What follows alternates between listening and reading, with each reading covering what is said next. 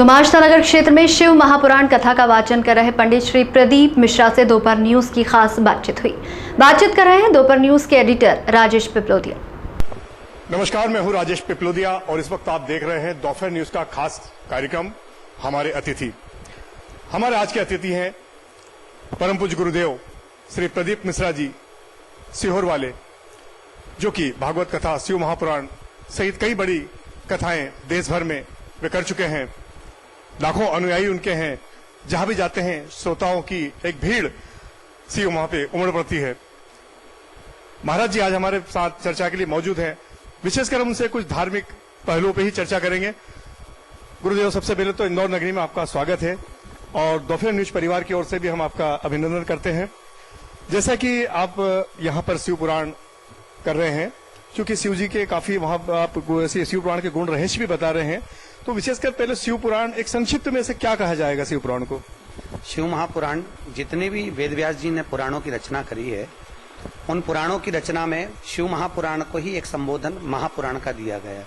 जैसे भागवत को श्रीमद् भागवत पुराण, विष्णु पुराण, पद्म पुराण, अग्नि पुराण, उसी तरह केवल एक शिव पुराण ही ऐसी है जिसको महासंबोधन से संबोधित किया गया, क्योंकि मृत्यु लोक के जो देव हैं वो महादेव हैं और महादेव की इस पुराण की रचना वेद व्यास जी ने केवल सांसारिक जीव को इसका लाभ मिले और रोग से मुक्ति मिले और घर में लक्ष्मी की वृद्धि हो, इसलिए वेद व्यास जी ने इसकी रचना करी। कई लोग जैसे भागवत जी को कहते हैं कि सबसे बड़ा पुराण जो भागवत महापुराण कहा गया, उसके आगे सारे पुराण छोटे माने गए।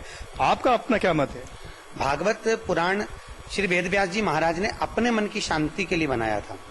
जब सुखदेव जी महाराज से वेद व्यास जी ने पूछा कि मेरे को शांति किस चीज से मिलेगी, तब सुखदेव जी महाराज ने वेद व्यास जी से कहा कि पिताजी, आप श्रीमद् भागवत पुराण की रचना करिए। उस पुराण की रचना से आपके भीतर की शांति होगी, मन की शांति होगी। पर शिव महापुराण की रचना वेद व्यास जी ने जग कल्याण के लिए, जगत की शांति के लिए और जग रचना के लिए करा। क्या भागवत पुराण को घर में रखने से भी कई तरह के लाभ होते हैं या उसे पढ़ने से होते हैं? भागवत पुराण तो आप घर में रख सकते हैं और उसका पाठन भी कर सकते हैं। जैसे गर्भवती माताएं पाठन करती हैं तो उससे संस्कारी संतान की प्राप्ति होती है। उसी तरह शिव महापुराण को भी घर में रख सकते हैं। शिव महापुराण को आदि कर्म में अपन भेंट करना या शादी विवाह में आदि में देना, उसके लिए भी लाभदायक बताया गया है।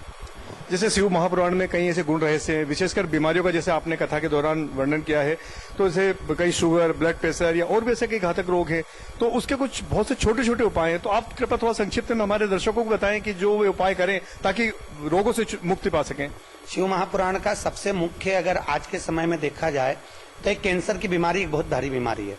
उस बीमारी के लिए शिव महापुराण में लिखा है वेद व्यास जी ने कि जहाँ शंकर और सती का मंगल विवाह हुआ था, त्रिजुगी नारायण जो केदारनाथ जी से 12 किलोमीटर लेफ्ट में है, ऐसे स्थान पर जहां पर सती माता ने शिव जी के साथ भांवर ली थी, विवाह लिया था, विवाह करते समय वहां विवाह की अग्नि आज तक जल रही है। उस अग्नि के पास में 7 कुंड है। उस 7 कुंड का जल अगर कैंसर के मरीज तक को पिलाया जाए तो वो भी उस रोग से मुक्ति पाता है। जैसे हमारे यहाँ गीता प्रेस गोरखपुर में जो कैंसर हॉस्पिटल है, गीता प्रेस द्वारा जो संचालित है, उस कैंसर हॉस्पिटल में आज भी त्रिजुगी नारायण का पानी कैंसर के मरीजों को दिया जाता है, जिससे कैंसर रोग से मुक्ति मिलती है। और शुगर के लिए शिव महापुराण के अंतर्गत कहा गया, आज के जमाने में डायबिटीज का लोगों को बहुत ज्यादा बीमारियां हो रही हैं, उसके लिए कहा गया जो सूरजने की फली होती है, उसकी जो पत्तियां होती हैं वृक्ष की, उस वृक्ष की 21 पत्तियों के झालर भगवान भोलेनाथ जी पर शिवरात्रि के दिन रात्रि को 12 बजे समर्पित करें, 1 लोटा जल चढ़ा दें, उस पत्ती को उठा लें, आधा लीटर पानी में उकाल लें, 250 ग्राम पानी हो जाए, उस पानी को ठंडा करके बाबा भोलेनाथ पर समर्पित कर दें। नीचे एक पात्र लगा लें, उस पात्र में उस जल को लेकर केवल 15 दिन तक पी लें, शुगर की बीमारी में आराम लग जाता है।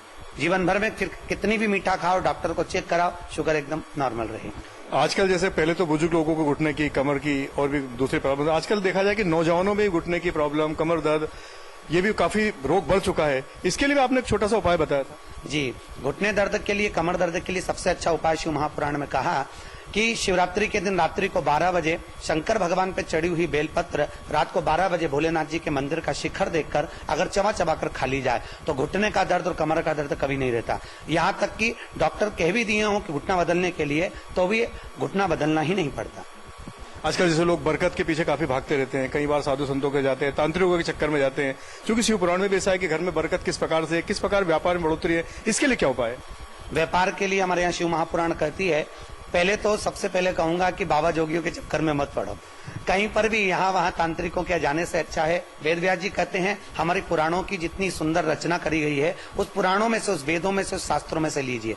तो शिव महापुराण में कहा है लक्ष्मी के लिए कि शिवरात्रि 12 महीने आती है, एक कोई सी भी शिवरात्रि पर रात्रि को 12 बजे धतूरा शंकर भगवान पर समर्पित कर दे में शिवलिंग पर, और 1 लोटा पानी चढ़ाकर उस धतूरे को उठा लाए। रात्रि को 12 से लेकर सुबह 4 बजे के बीच में धतूरे को श्वेत कपड़े में अपने व्यापार के स्थान पर बांध दीजिए, कभी संपदा में कमी नहीं आएगी, लक्ष्मी बढ़ती चली जाएगी। कई माताएं जो बहनें जो पुत्र रत्न की प्राप्ति के लिए विभिन्न उपाय करती रहती है, इसके लिए आप क्या कहेंगे? उस प्राप्ति के लिए शिव महापुराण हमारे यहाँ वर्णित करती है।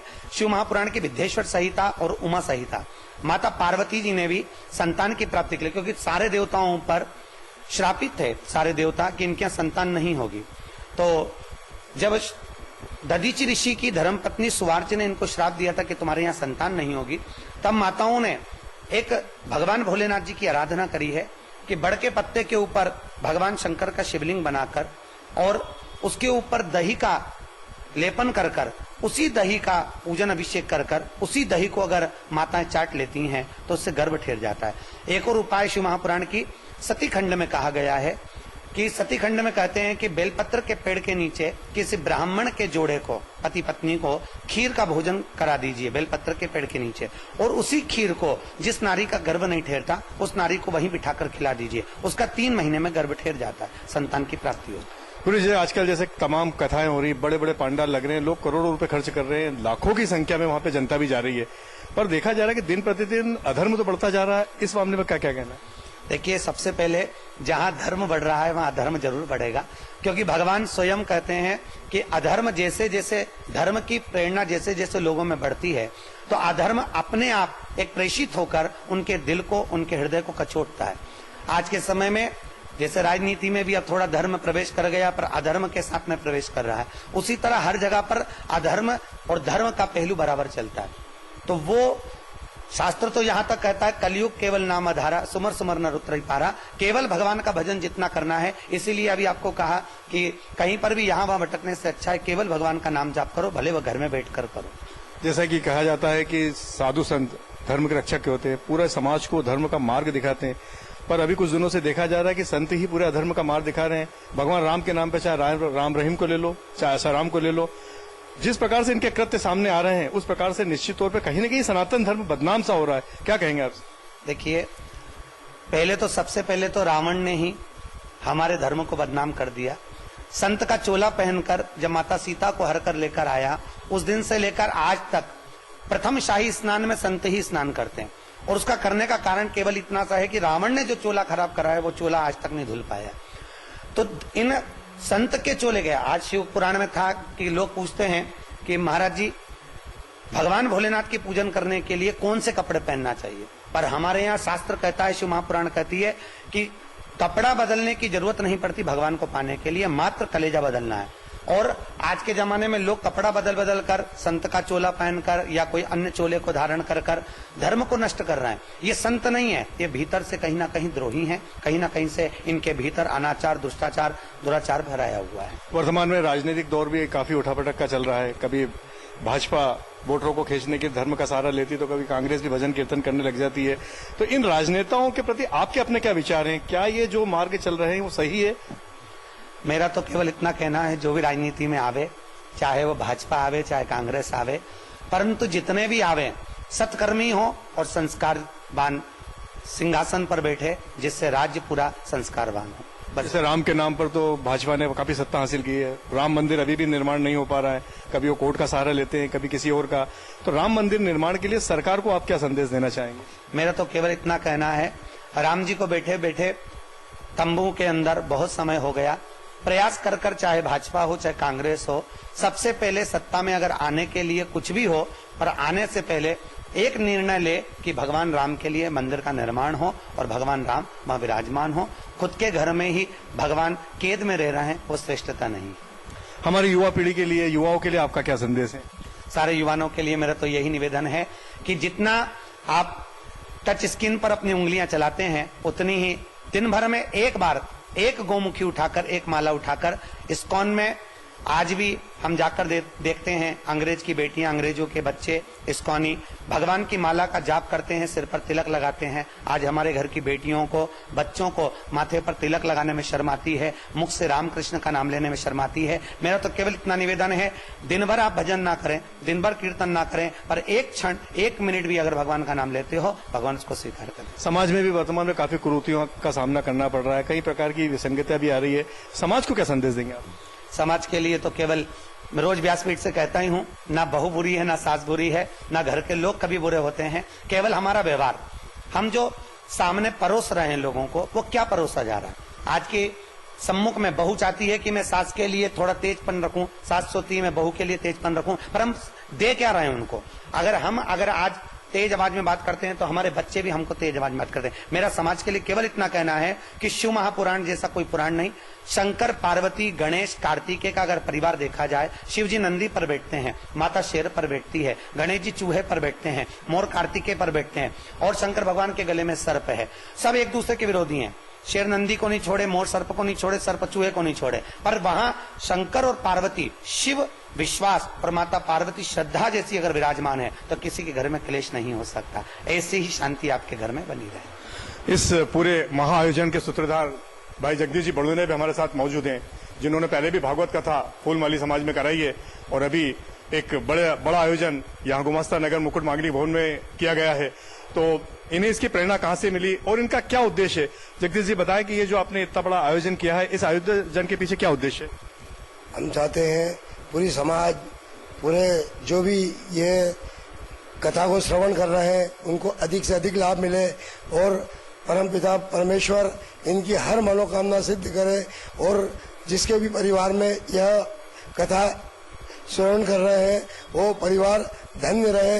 हम यही प्रार्थना करते हैं ईश्वर काशी विश्वनाथ से, हे भगवान, हे परमपिता परमेश्वर, जो भी महाराज श्री के मुखारबिंद से यह शिव पुराण सुन रहा है, उसको महाराज जी की ओर से बहुत बहुत वो साधुवास है और महाराज जी की प्रेरणा से इनको इसी धर्म के मार्ग पे चलना चाहिए। हम बड़ोनिया परिवार यही चाहते हैं, यही कामना करते हैं कि पूरा समाज, फूलमाली समाज बहुत बढ़िया रहे, आगे उन्नति की रहे। हम पूरा परिवार, बड़ोनिया परिवार यही चाहते हैं। धन्यवाद। निश्चित ही बड़ोने परिवार की यह भावना, बड़ोने जी की यह भावना बधाई के पात्र है। इन्हें साधुवाद कि ऐसे आयोजन कर रहे हैं। और अभी आपने महाराज जी को भी सुना, उन्होंने कई गुण रहस्य बताए जिसके पीछे छोटी छोटी बातें, छोटे छोटे उपाय हैं, यदि वे कर लेंगे तो अपने जीवन के अंदर खुशहाली ला सकते हैं, परम खुशहाली ला सकते हैं। लेकिन लोग इन छोटे नुस्खों को जो हमारे शास्त्रों में वर्णित है, इस चीजों की ओर ध्यान नहीं देते हैं। आशा है जो गुरुदेव ने आज अपने मुखारबिंद से जो बातें आपको बताई है, ये निश्चित ही आप अपने जीवन में भी आत्मसात करेंगे। आपको हमारे कार्यक्रम कैसा लगा, इसके बारे में आप अपनी राय जरूर देवें। यूट्यूब पे भी हमारा प्रोग्राम ये चलता है, इसके भी यदि आपको पसंद आए तो इसे लाइक और शेयर जरूर कीजिए। बहरहाल आप सभी को इस भागवत कथा, भागवत पुराण की ओर से बहुत बहुत शुभकामनाएं। और महाराज जी का भी हम धन्यवाद अदा करते हैं कि जिन्होंने हमें इतना समय दिया और दोपहर न्यूज के लिए इतना समय निकाला। तो महाराज जी का भी आभार। मैं राजेश पिपलोदिया आप सभी को फिर एक बार कहता हूं कि कृपया अपने जीवन में अगर खुशहाली चाहिए तो साधु संतों के श्री चरणों में बैठने के लिए थोड़ा सा स्थान निकाल लीजिए। कैमरा पर्सन अली के साथ राजेश पिपलोदिया, दोपहर न्यूज, इंदौर।